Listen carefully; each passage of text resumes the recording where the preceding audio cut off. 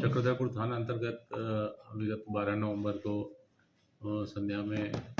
कुछ अपराध कर्मियों के द्वारा कमल देवगिरी की हत्या भारत भवन चौक के पास की गई थी,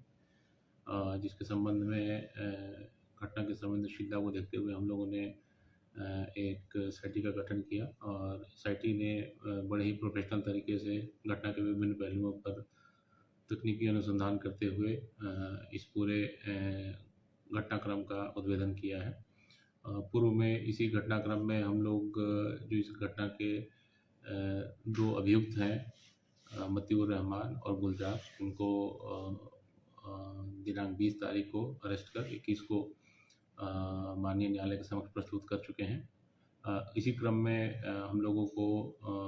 जो सूचना प्राप्त हुई थी कि इस घटना के जो मुख्य साजिशकर्ता है सतीश प्रधान, वो घटना के बाद से विभिन्न जगह बदल कर विभिन्न स्थानों पर प्रवास कर रहा था, जिसमें सबसे पहले वो जमशेदपुर भागा, उसके बाद रांची, राउरकेला और फिर पुनः जमशेदपुर से वो हम लोग को सूचना प्राप्त हुई कि वो बलिया में कुछ दिनों से 2-3 दिनों से रह रहा है। उस सूचना के आलोक में हम लोगों ने एक विशेष टीम बनाकर वहाँ पे रेड करवाया और यूपी पुलिस के सहयोग से हम लोग उसको गिरफ्तार करने में सफल रहे हैं और उसकी गिरफ्तारी के उपरांत पूछताछ के क्रम में उसने अपने पूरे घटनाक्रम में अपनी संलिप्तता स्वीकार की है और अपने साथ साथ जो अन्य 7 सहयोगी हैं, जिसमें 2 लोग ऑलरेडी गिरफ्तार हो चुके हैं, उनकी भी संलिप्तता स्वीकार की है। साथ ही उसने बताया कि इस पूरे घटनाक्रम का जो मुख्य कारण था, पिछले वर्ष जो मृतक हैं और सतीश प्रधान, इन दोनों के बीच में मारपीट की घटना हुई थी और बिकॉज़ उस समय इसकी शादी होने वाली थी और जिसको लेकर ये बहुत ही ज़्यादा क्षुब्ध था और उसी घटनाक्रम का बदला लेने के लिए इसने विगत लगभग 6 महीने से ये लोग इस प्रकार की घटना को अंजाम देने की सोच बना रहे थे और उसी क्रम में मौका देखते हुए दिनांक 12 नवंबर को ये पूरे घटनाक्रम को इनके द्वारा अंजाम दिया गया। साथ ही साथ जो अन्य इसके सहयोगी हैं, उनके संबंध में हम लोग हमारी विभिन्न टीमें जो भी आसूचना है उसके आलोक में विभिन्न स्थानों पर छापामारी कर रही और हम लोग आशा करते हैं कि जल्द ही अन्य जो फरार अभियुक्त हैं उनकी भी गिरफ्तारी करने में हम सफल रहेंगे। सर, ये 8 लोग जो उसमें शामिल थे वो कैसे, मतलब पैसा और कुछ लोग पैसा अभी तक जो इसने बात बताई है कि जो अन्य जो मुख्य साजिशकर्ता जो हम लोगों ने पहचान की थी जाहिद, तो लगभग 70,000 रुपये अभी तक इसने जाहिद को अन्य समय पर दिए हैं और जो पैसा देने का मुख्य कारण था वो इस हत्या को अंजाम देने की ही बात थी। जाहिद के पकड़ने के बाद हम लोग और विस्तृत रूप से इस पूरे घटनाक्रम के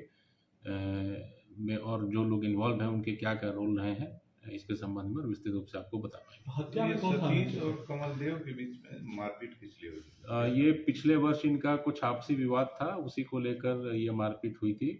और जिसके संबंध में दोनों के ऊपर प्राथमिकी दर्ज कर दोनों लोग जेल गए थे और दोनों लोग लगभग